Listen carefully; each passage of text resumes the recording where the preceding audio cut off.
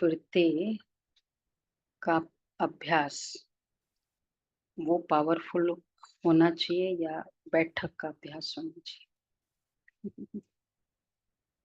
कौन सा? बैठक का नहीं होगा, एक्सक्लूसिव होगा तो होगा। इनफैक्ट जब बैठते हैं तो वही याद आता है जो चलते फिरते करते हैं। है ना? पूरे दिन में अगर संकल्प विकल्प चलता है योग में, तो जो चलते फिरते की स्थिति थी, बातें थी, वही तो बैठक में आता है। तो अगर चलते फिरते होगा तो बैठक इजी होगा, और बैठक पावरफुल होगा तो चलते फिरते हो जाए। तो अगर बैठक पावरफुल नहीं भी हुआ तो चलते फिरते तो ट्राई कर सकते, उसके लिए चाहिए अटेंशन। तो चलो अभी हम बाबा के अलग अलग मेथड्स देखेंगे, कैसे चलते फिरते करें। 6-7 के महावाक्य। मीठे बच्चे, बाप की याद से बुद्धि स्वच्छ बनती है, दिव्य गुण आते हैं। इसलिए एकांत में बैठ अपने आप से पूछो कि दैवी गुण कितने आए हैं। दैवी गुण कितने आए हैं? अच्छा, प्रश्न है, सबसे बड़ा आसुरी अवगुण कौन सा है जो बच्चों में नहीं होना चाहिए? काम भी करना। हर दिन अलग अलग बड़ा अवगुण होता है ना बाबा के। हम्म, क्या? निकाल। क्रोध। अच्छा, और क्या हो सकता है?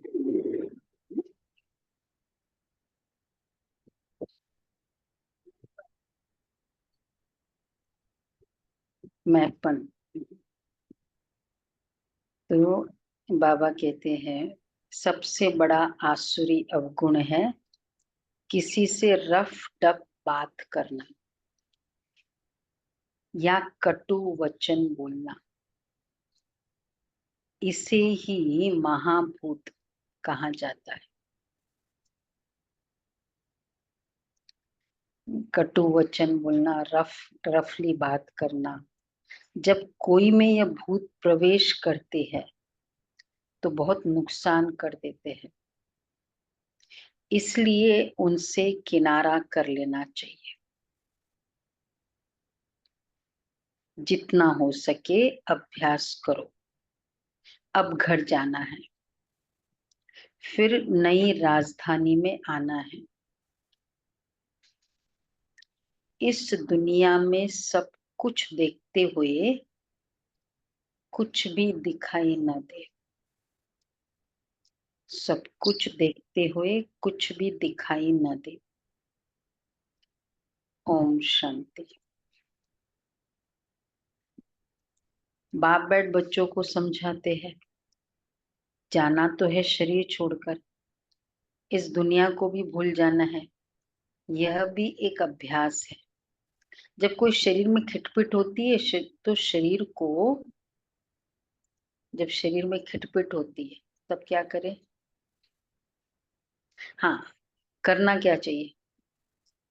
तो शरीर को भी कोशिश कर भूलना होता है, और उस समय ज्यादा ही शरीर याद होता है। अभी देखो सब कुछ ठीक है, कुछ हाथ का कमर का कुछ याद आता है। और बाबा कहते जब कोई शरीर में खिटपिट होती है, शरीर को भी कोशिश कर भूलना होता है, तो दुनिया को भी भूलना होता है। भूलना का अभ्यास रहता है सुबह को। बस अब वापस जाना है।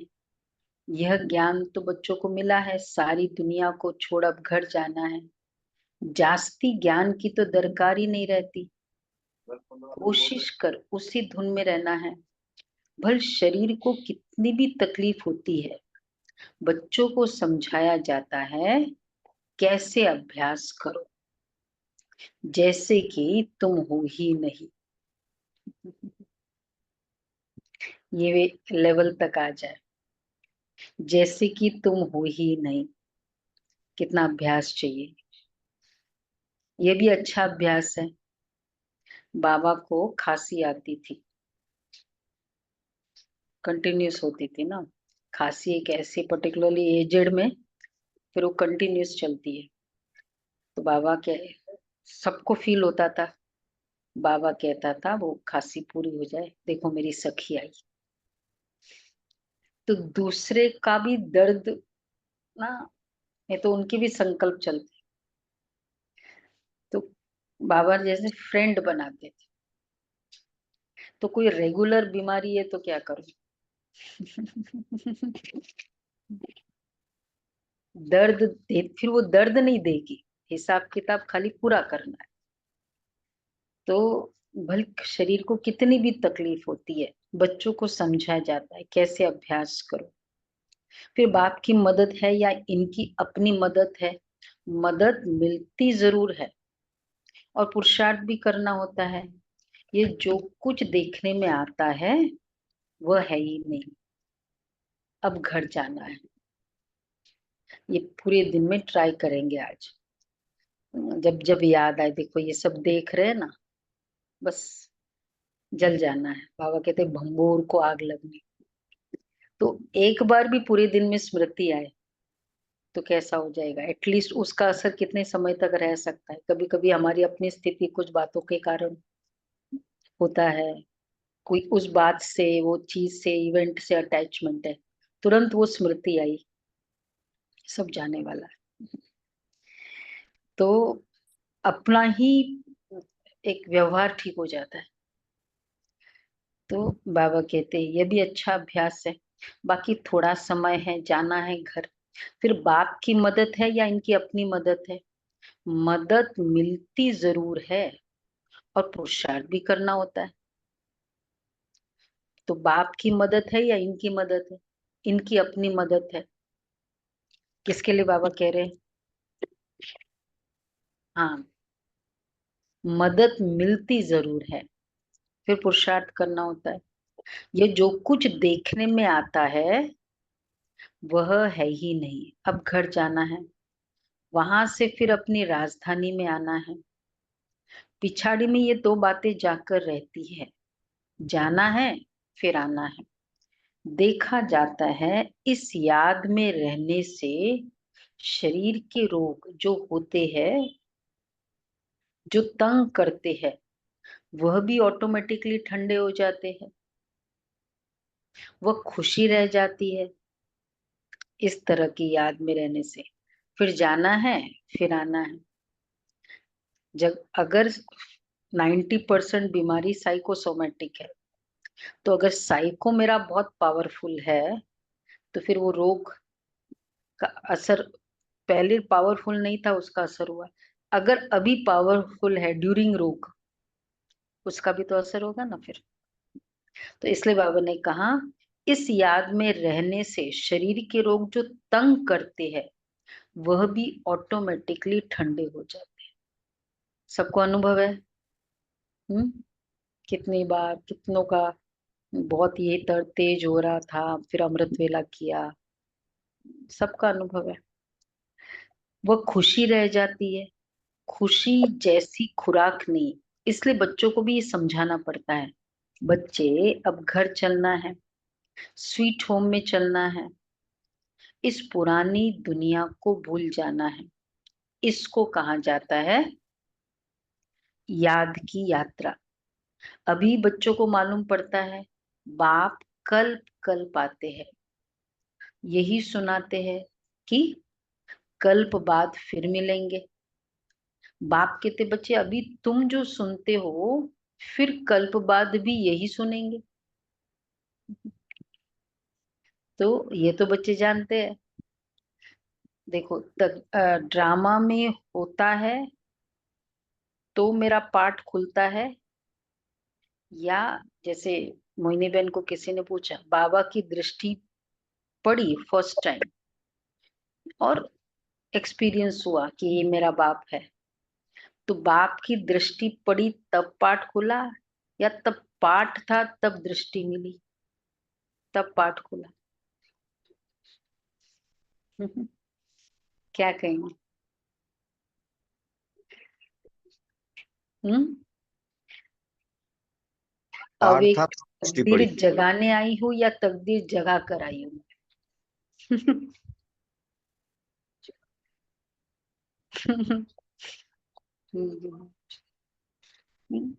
दृष्टि मिलती है, पाठ खुलता है। पाठ है तो दृष्टि मिलती है, कंबाइंड है। पर फिर भी उन्होंने कहा कि कंबाइंड भी है, लेकिन दृष्टि मिलने से फिर वो नाम दृष्टि का हो जाता है ना। ये नहीं कि पाठ था इसलिए दृष्टि मिली।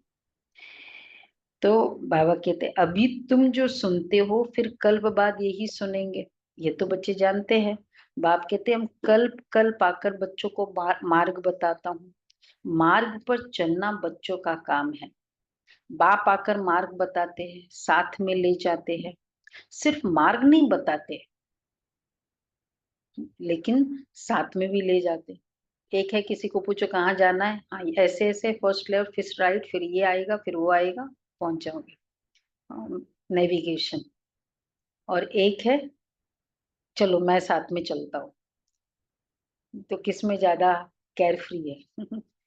तो बाप आकर मार्ग पर चलना तो सिखाते, साथ फिर साथ में चलते हैं, ले भी जाते। ये भी समझाया जाता है ये जो चित्र आदि है पिछाड़ी में कुछ भी काम नहीं आते। बाप ने अपना परिचय दे दिया है, बच्चे समझ जाते हैं बाप का वर्षा बेहद की बादशाही है। जो कल मंदिरों में जाते थे महिमा गाते थे इन बच्चों की, लक्ष्मी नारायण के बाबा तो इन्हों को भी बच्चे बच्चे कहेंगे ना। जो उन्हों के ऊंच बनने की महिमा करते गाते थे अब फिर ऊंच बनने का पुरुषार्थ करते हैं। शिव बाबा के लिए नई बात नहीं है, तुम बच्चों के लिए नई बात है। युद्ध के मैदान में तो बच्चे हैं, संकल्प विकल्प भी इन्हें तंग करेंगे। अच्छा ये खांसी भी इनके कर्म का हिसाब किताब है, इनको भोगना है। फिर बाबा तो मौज में है, इनको कर्मातीत बनना है। बाप तो है ही सदा कर्मातीत अवस्था में। देखो मौज में है, मेरी सखी आई फ्रेंड आता है तो मौज में होती है ना। कितना पावरफुल मेंटालिटी। इसलिए हाँ इनका है। हाँ बाबा तो मौज में है। नहीं नहीं ब्रह्मा बाबा तो मौज में है। नहीं बाप, हाँ ये भी है, बाप तो मौज में है, इनको कर्मातीत बनना है। तो बाप तो है ही सदा कर्मातीत अवस्था। हम तुम बच्चों को माया के तूफान आदि कर्म भोग आएंगे, पर बाबा की भी स्थिति ऐसी थी ना। बाबा तो मौज में थे। बाबा की स्थिति दोनों फर्क थोड़ी पड़ता था। बाबा के तूफान आदि कर्म भोग तो आएंगे, ये समझाना चाहिए। बाप तो रास्ता बताते हैं, बच्चों को सब कुछ समझाते हैं।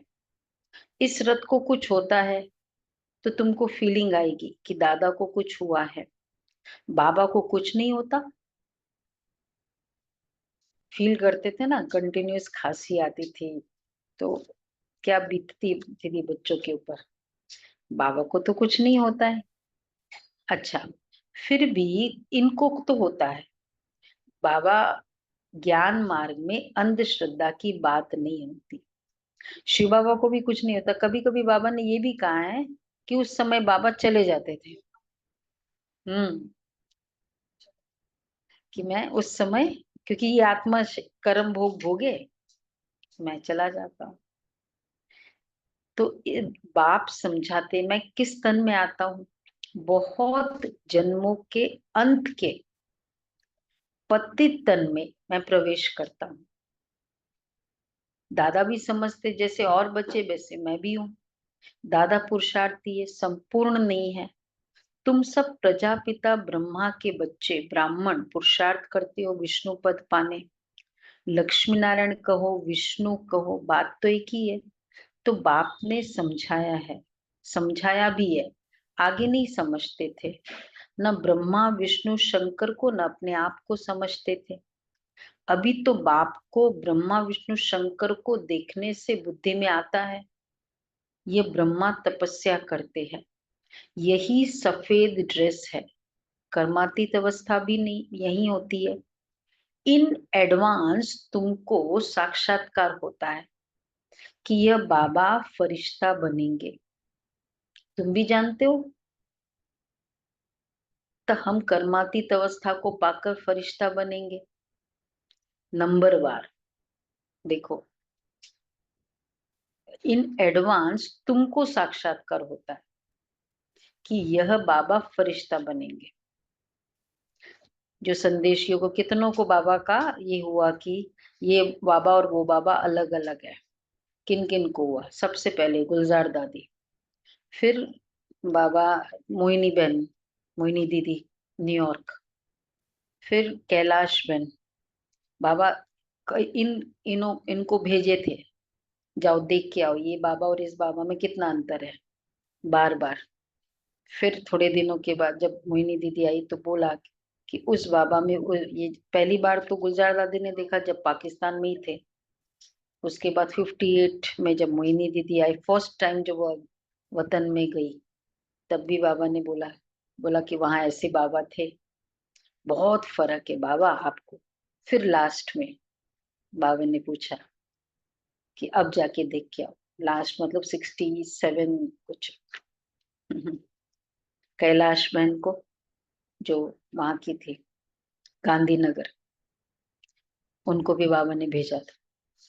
तो बाबा कहते हैं, हाँ, तो ये ब्रह्मा तपस्या करते, इन एडवांस तुमको साक्षात्कार होता है कि यह बाबा फरिश्ता बनेंगे। तो 69 में जब बाबा वो गई थी, कैलाश बन ने कहा कि बाबा आज उस बाबा में और इस बाबा में कोई अंतर, मतलब जो लास्ट की बाबा की स्टेज थी वहां जिस तरह की लाइट थी बाबा के आसपास, बाबा में वो सेम लाइट, वो दिव्यता इस बाबा में। ये है हमारी फाइनल स्टेज। अर्थात जो भी आत्मा फरिश्ता बनने वाली है, अब सब तो बाप के समान लाइट नहीं होगी, लेकिन सबका अपना संपूर्ण फरिश्ता स्वरूप वतन में है। तो जब हमारा उसमें मैच कर जाएगा, हमारी स्थिति वो फरिश्ता तन में मैच कर जाएगी, तो वो है, तब समझो वो आत्मा उड़ गई। अब वो आत्मा फिर जन्म नहीं लेगी, उसका वो फाइनल। तो बाबा कहते हैं कि जब तुम फरिश्ता बनते हो तब समझते हो कि अब लड़ाई लगेगी, मिरुआ मौत, मल्लू का शिकार, ये बहुत उच्च अवस्था है। बच्चों को धारणा करनी है, यह भी निश्चय है कि हम चक्र लगाते हैं और कोई तो इन बातों को समझ ही न सके, नया ज्ञान है। और फिर पावन बनने के लिए बाप याद सिखाते हैं, ये भी समझते हो बाप से वर्षा मिलता है, कल्प कल्प बाप के बच्चे बनते हैं, 84 का चक्र लगाया है। कोई को भी तुम समझाओ तुम आत्मा हो, परम पिता परमात्मा बाप है, अब बाप को याद करो, तो उनकी बुद्धि में आएगा ना, देवी प्रिंस बनना है तो इतना पुरुषार्थ करना है, विकार आदि सब छोड़ देना है। बाप समझाते हैं, बहन भाई भी नहीं, भाई भाई समझो और बाप को याद करो, तो विक्रम विनाश होंगे। और कोई तकलीफ नहीं है, पिछाड़ी में और कोई बातों की दरकार ही नहीं पड़ेगी, सिर्फ बाप को याद करना है। कब की मुरली थी, भाई भाई समझो, बार बार बाबा फोकस करा रहे थे। थर्सडे, सिविलाइज्ड बनो, सिविलाइज्ड बनो, क्रिमिनलाइज नहीं। तो पिछाड़ी में और कोई बातों की दरकार ही नहीं पड़ेगी, सिर्फ बाप को याद करना है, आस्तिक बनना है, ऐसा सर्वगुण संपन्न बनना है। लक्ष्मी नारायण का चित्र बड़ा एक्यूरेट है। सिर्फ बाप को भूल जाने से दैवी गुण धारण करना भी भूल जाते। बाबा याद आते ही शब्द भी मीठे बन जाते, शब्द भी लेट गो करने के हो जाते, जैसे ही बाबा याद आते धैर्यता आती है, तो फिर दैवी गुण धारण करना भी भूल जाते। अच्छा बच्चे, एकांत में बैठ विचार करो, बाबा को याद करके हमको यह बनना है, ये गुण धारण करना है। बात तो बहुत छोटी है, बच्चों को कितनी मेहनत करनी पड़ती है, कितना दे अभिमान आ जाता है। बाप कहते हैं देही अभिमानी भव। थोड़ा सा भी, कितना दे अभिमान, कितना, क्वांटिटी की बात नहीं है। अगर किसी ने मेरी महिमा की, मुझे अच्छा लगा, थोड़ा भी उस आत्मा के प्रति सॉफ्ट कॉर्नर हुआ, क्या है? मेरा ईगो सेटिस्फाई हो गया ना। दे अभिमान, देवभान। तो कितने ये, अब ये वाली पुरुषार्थ, हाँ, दिखाई देने वाला ईगो तो चलो कि बात नहीं करेंगे, वो तो चलो दिखाई देता है, पर ये वाला तो किसी को भी दिखाई नहीं देता है। और इसी तरह तो किसी की महिमा से अगर खुश हो जाएंगे, तो नेचुरल है वो आत्मा। कुछ नहीं करने से या इंसल्ट होने से या कुछ ऐसी बात से इंसल्ट भी जल्दी फील कर। तो बाबा कहते हैं कितना देविमान आ जाता है। ये अब कितना है, परफॉर्मेंस करी, तालियां मिली, हम्म, बचपन से ये संस्कार बने ना, कितना मोटिवेटेड हो जाता है बच्चा। तो इसलिए क्या कहा जाता है, हम लोग जब बच्चों की करते हैं ना, तो उसमें कि ठीक है परफॉर्मेंस मिली, तो नेचुरल है ना बच्चों को इसी तरह से बोलना भी, बोलते बोलते भी है कि कितना अच्छा किया, कितना अच्छा किया, तुम कितने अच्छे हो। पर उसको साथ में यह भी सिखाओ अगर तुमको नहीं भी मिला, चलो मिला, हम भी, पेरेंट्स भी, रिलेटिव्स भी करेंगे तो आप, लेकिन अगर नहीं भी मिला तो भी तुमको मोटिवेटेड रहना, ये साथ साथ में शिक्षा दो। तो बाबा कहते हैं ये देही अभिमानी भव। बाप से ही वर्षा लेना है, बाप को याद करेंगे तब तो किचड़ा निकलेगा। बच्चे जानते हैं भी बाबा आया हुआ है, ब्रह्मा द्वारा नई दुनिया की स्थापना करते हैं। तुम बच्चे जानते हो स्थापना हो रही है, इतनी सहज बात भी तुमसे खिसक जाती है।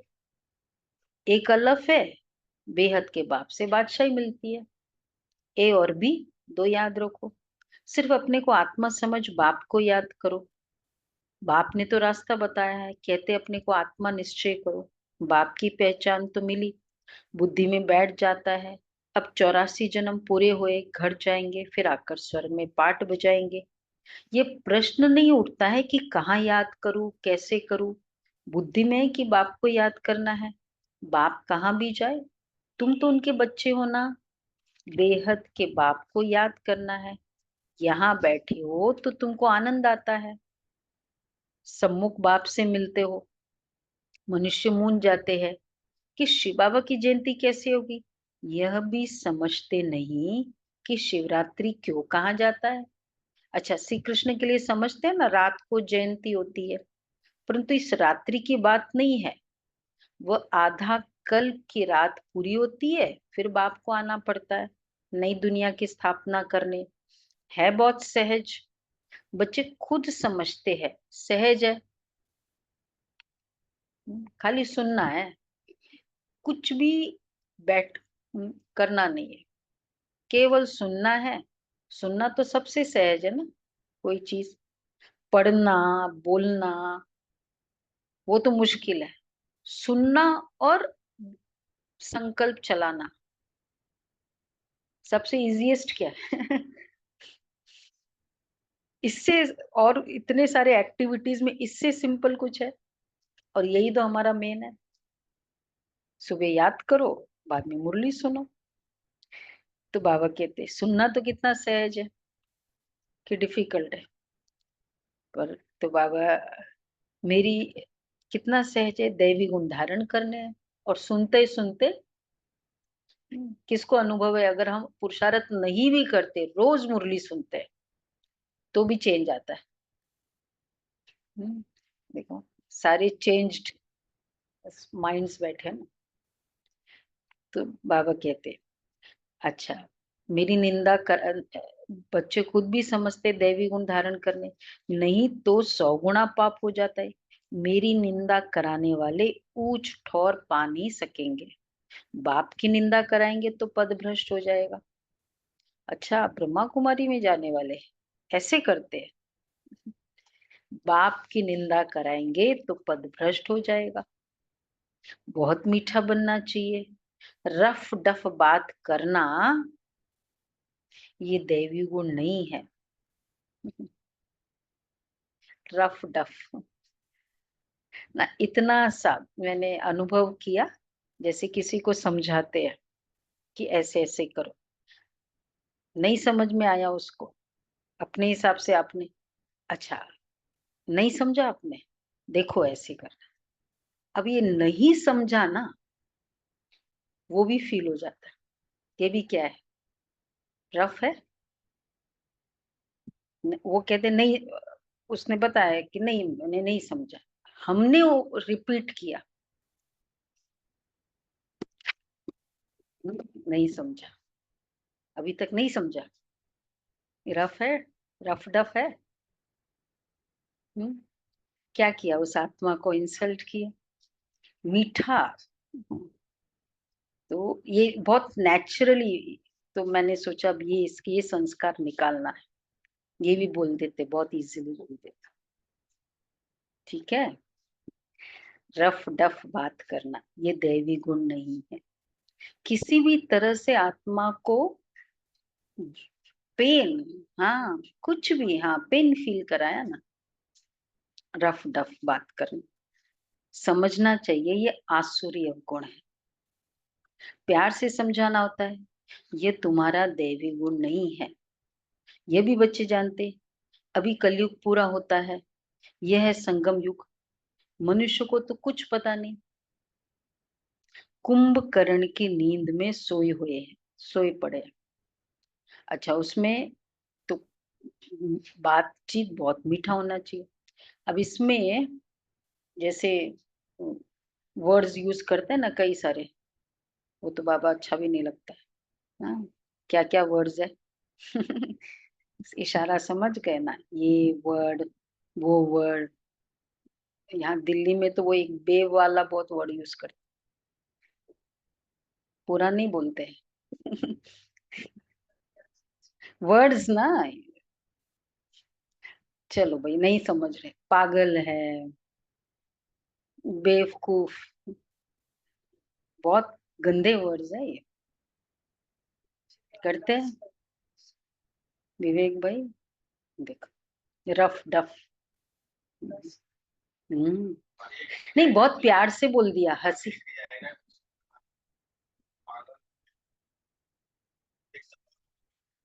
देखा, तो फिर कई बार नहीं अच्छा लगता है ना, चाहे मैं है भी, मतलब ठीक है, आपकी तरह हमारी इतनी सेंस नहीं है। और कभी कभी तो कोई कई कहते जब बोल ही दिया तो फिर अब नहीं समझा तो अंडरस्टूड है ना, आपने क्या बोला, हाँ फिर एक्सपेक्ट नहीं करो कोई भी तरह के ये वर्ड्स। ठीक है, बिजनेस में होता है, राज भाई, हाँ, मनीष भाई, हाँ, बहुत ही वर्ड्स हमारे, हम क्या कर रहे हैं, श्राप दे रहे हैं दूसरों को, श्राप देकर फिर कहते काम करो। तो बाबा कहते हैं ये भी बच्चे जानते हैं, अभी कलयुग पूरा ये होता है। ये बहुत गुलाब भाई का ये मेन रहा है कि गुलाब भाई के मुख से हमने कभी ये हम्म, शब्द न सुने हैं न उन्होंने किसी को कहने दिया। हाँ, पागल शब्द भी कभी जो बोला अनन्य बच्चे नहीं हैं ना, न बहुत कहने दिया। अटेंशन रखते हैं ऐसी ऐसी बातों का, बिल्कुल नहीं, ये बोल भी कैसे सकते हैं। बिल्कुल सुंदर है, ये भी इंसल्ट है, इंसल्ट इन द सेंस देहभान है, हमारा देहभान है इसलिए हमने बोला। ये सब रफ डफ वर्ड्स है जो ज्ञान के अकॉर्डिंग नहीं है, ये बाकी सब जगह चलता है, ये वर्ड्स बोलेंगे ना, बोले ये तो बहुत अच्छा वर्ड है, बहुत सुंदर है, बहुत महिमा करते हैं। बाबा ने कभी किसी को बोला, किसी के कोई भी किसी को देख के बाबा ने बोला कभी ये वर्ड्स है। तो समझते 40,000 वर्ष पड़े हैं, हम जीते रहेंगे। हाँ, एक और वर्ड है। मोहिनी बहन कहती, हम कहते आप, हम जैसे नए नए आए, मोहिनी बहन की क्लास सुनते थे, दीदी आपके तो बहुत फैंस है, हमको एक क्लास करा दी।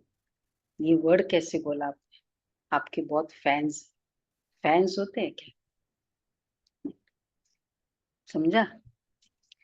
ये सब अज्ञानी के शब्द है। बाबा के फैंस होते हैं भाई, आत्माएं हैं, बाप की बच्ची है, इंस्पिरेशन लेते, ठीक है, फैंस वैंस नहीं होते।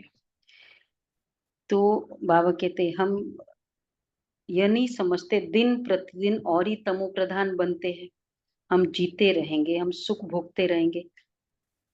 तुम बच्चों ने विनाश का साक्षात्कार भी किया है, आगे चलकर ब्रह्मा का, श्री कृष्ण का भी साक्षात्कार करते रहेंगे।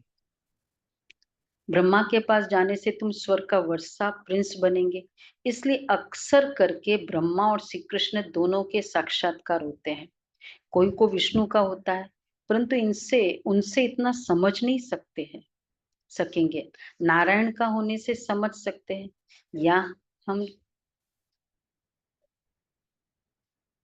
हाँ मतलब विश्व ब्रह्मा का और श्री कृष्ण का साक्षात्कार होता था पहले, जिसको भी, क्योंकि वैसे भी भगत श्री कृष्ण के ज्यादा है, बट मतलब विष्णु का होने से वो तो उसका संपूर्ण श्री कृष्ण के भगत का लिए मुझे लगता है ज्यादा।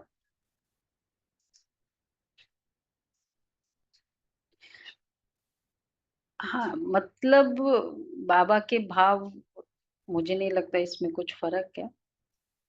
नारायण का होने से समझ, नारायण का होने से समझ सकते हैं। नारायण भी चार भुजा है, तो सोचो, यहाँ हम जाते ही है देवता बनने के लिए। बाबा कहते कोई को विष्णु का होता है, पर उनसे इतना समझ नहीं सकेंगे, नारायण का होने से समझ सकते हैं। बाबा का कुछ भाव होगा, क्योंकि दोनों स्वरूप तो विष्णु का भी और नारायण का स्वरूप एक ही है। तो तुम अभी सृष्टि के आदि मध्य अंत का पाठ पढ़ते हो। चार भुजा दिखाते हैं ना नारायण को भी, तो सत्य नारायण को भी चार भुजा और वैसे नारायण को भी चार भुजा, दोनों को पाठ पढ़ाया जाता है याद के लिए। पाठ पढ़, आत्मा पढ़ती है, देह का भान उतर जाता है, आत्मा ही सब कुछ करती है। अच्छा अथवा बुरे संस्कार आत्मा में ही होते हैं। तुम मीठे मीठे बच्चे 5,000 वर्ष के बाद आकर मिले हो, तुम वही हो, फीचर्स भी वही है। 5,000 वर्ष पहले भी तुम ही थे। तुम भी कहते हो 5,000 वर्ष बाद आप वही आकर मिले हो, जो हमको मनुष्य से देवता बना रहे हो। हम देवता थे, फिर असुर बन पड़े हैं। देवताओं के गुण गाए जाते हैं, अपने अवगुण वर्णन करते आए हैं। अब फिर देवता बनना है, क्योंकि देवी दुनिया में जाना है। तो अब अच्छी रीति पुरुषार्थ करो, उच्च पद पाओ।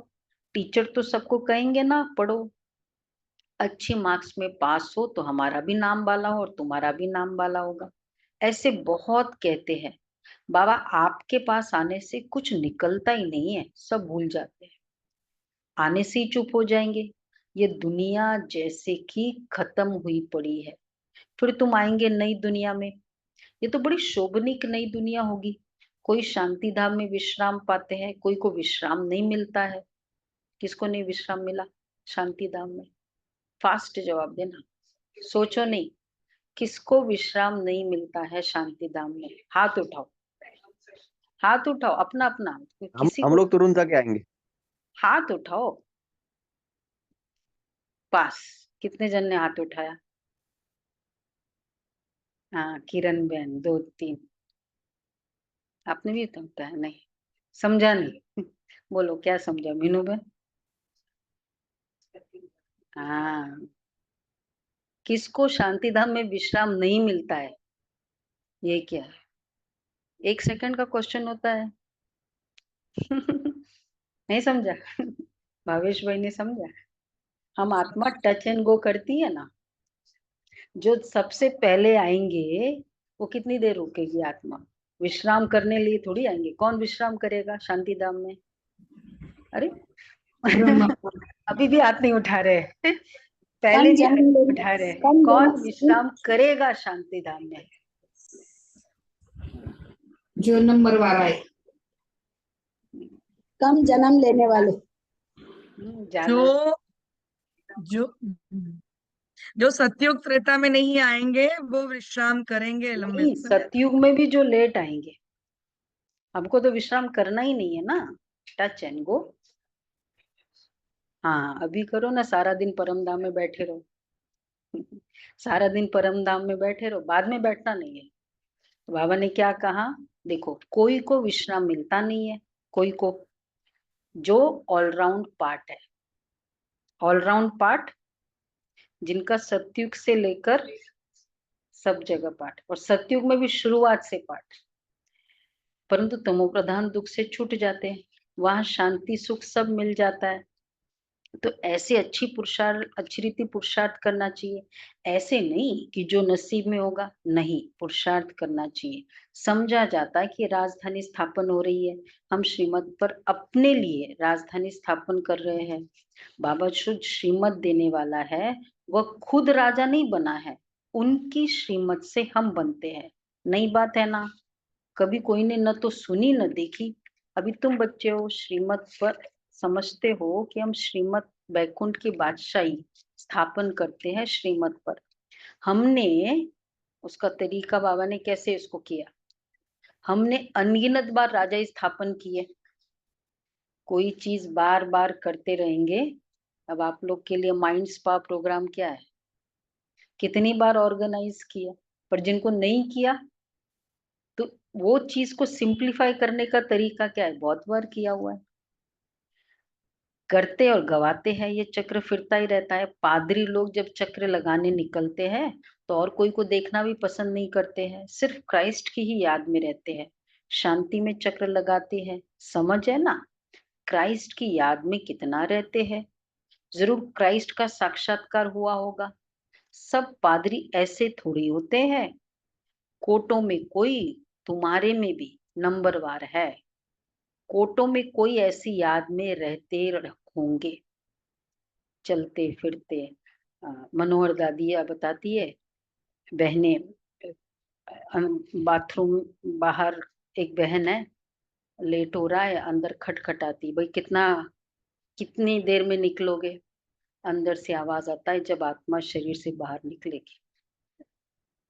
क्योंकि वो आत्मा वो बहन अभ्यास कर रही है वहां भी कि मैं आत्मा इस घोड़े को स्नान करा रही हूँ, मैं आत्मा इस घोड़े से निकलने वाली हूँ। तो निकलता भी कैसे है? गोबरे की कोपले वो कर रही है ना, गोबर। तो, तो तुरंत किसी बहन ने पूछा क्या कर रही हो? स्वर्ग बना रही हूँ। संकल्प क्या चल रहा था उस समय? झाड़ू निकाल रही है दोनों।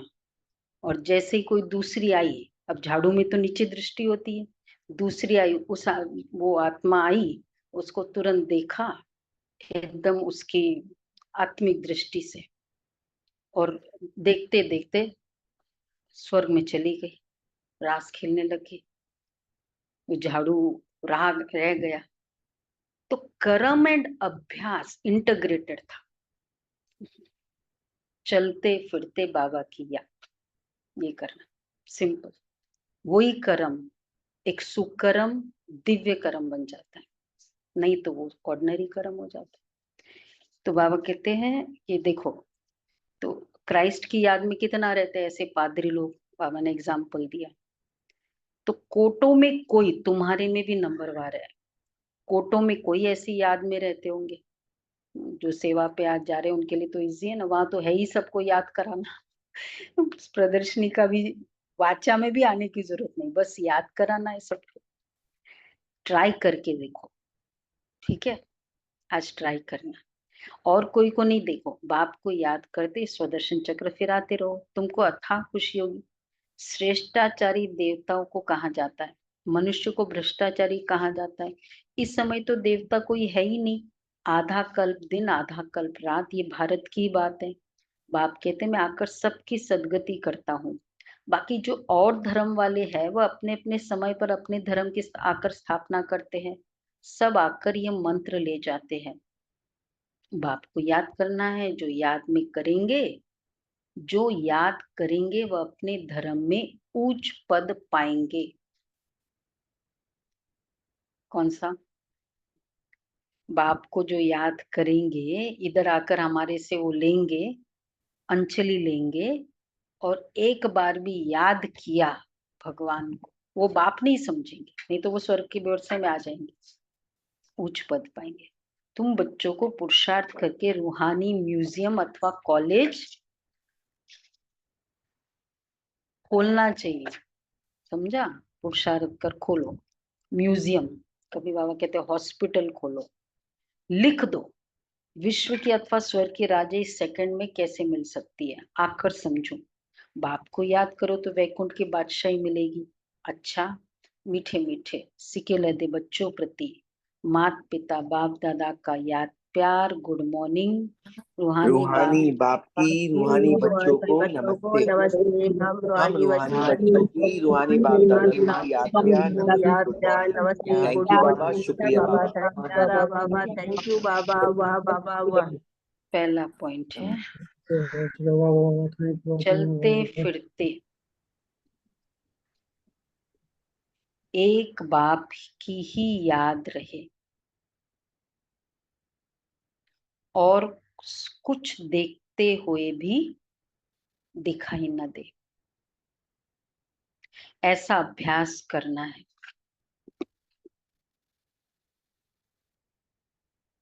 एकांत में अपनी जांच करनी है, हमारे में अवगुण कहाँ तक आए हैं, सॉरी हमारे में दैवी गुण कहाँ तक आए हैं। एकांत में अपनी जांच करो, कौन से गुण पर मेरी मास्टरी है,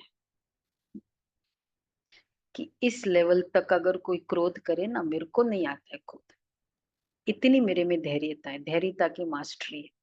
एकांत में अपनी जांच करो। दूसरा, ऐसा कोई कर्तव्य नहीं करना है जिससे बाप की निंदा हो।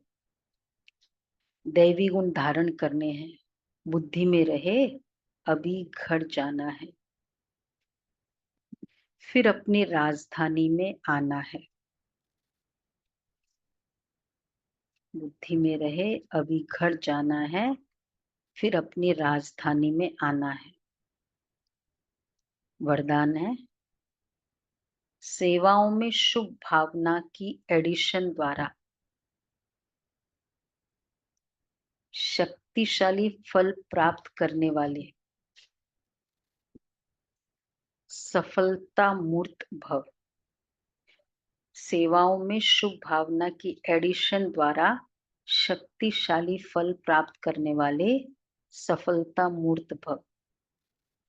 जो भी सेवा करते हो, देखो सेवा कर रहे हैं ना, उसमें सर्वात्माओं के सहयोग की भावना हो, खुशी की भावना व सद्भावना हो, तो हर कार्य सहज सफल होगा। हर आत्मा को अच्छा लगे हम जो सेवा कर रहे हैं। जैसे पहले जमाने में कोई कार्य करने जाते हैं तो जाते थे तो सारे परिवार के आशीर्वाद लेकर जाते थे, तो वर्तमान सेवाओं में यह एडिशन चाहिए। कोई भी कार्य शुरू करने के पहले सभी की शुभ भावनाएं, शुभ कामनाएं लो, सर्व की संतुष्टता का बल भरो, तब शक्तिशाली फल निकलेगा। ये भी बहुत बड़ा सहयोग है, सबका आशीर्वाद लो, उसमें तब वो संतुष्टता का बल भरो, तब शक्तिशाली फल। सबका आशीर्वाद है मतलब सब मेरे इस सेवा से खुश है, तब शक्तिशाली फल निकलेगा। अर्थात कभी कभी सेवा में सफलता होती है, हो सकता है उसमें ये सब ना भी हो, पर सेवा में सफलता हो जाती है, तो क्या उसको कहेंगे शक्तिशाली फल। सेवा बाबा की है, बाबा कराएगा। मेरी स्थिति में शक्ति जो भरेगी वो ऐसे सेवा से भरेगी। तो उस कभी कभी वो सफलता, जब मेरी स्थिति नहीं होती, वो सफलता भी मेरी ईगो को एनकरेज करती है। ये भी प्रॉब्लम है। स्लोगन है, जैसे बाप जी हाजिर कहते, वैसे आप भी सेवा में। सभी कर रहे हैं आज। जी हाजिर जी हजूर करो तो पुण्य जमा होगा। ठीक है, बहुत इंपॉर्टेंट है। जी हाजिर जी हजूर करो। संडे के हमारे पास कम है, संडे मॉर्निंग के जीके से बाबा ने क्या कहा, जी हाजिर जी हजूर करो। ओके, अव्यक्त इशारे। ज्ञानी तू आत्मा सदैव हरे के प्रति मास्टर स्नेह का सागर है। बिना स्नेह के उनके पास और कुछ है ही नहीं। कोई भी आएगा तो उसे स्नेह देंगे। आजकल संपत्ति से भी ज्यादा स्नेह की आवश्यकता है। स्नेह की शक्ति से कोई स्नेह की शक्ति से कोई को भी मित्र बना सकते हो। अपकारियों पर भी दुश्मन उपकार कर सकते हैं। ये स्नेह का सागर बनो, शुभ भावनाओं का बल भरो। आज का होमवर्क क्या होगा? वाला पुरुषार्थ करेंगे। कुछ भी कार्य करो, सबकी शुभ भावनाओं का बल, तो उससे संतुष्टता का बल से शक्तिशाली फल निकले। सब आशीर्वाद दे उसके लिए। ओके जी, चलिए बहुत ओके।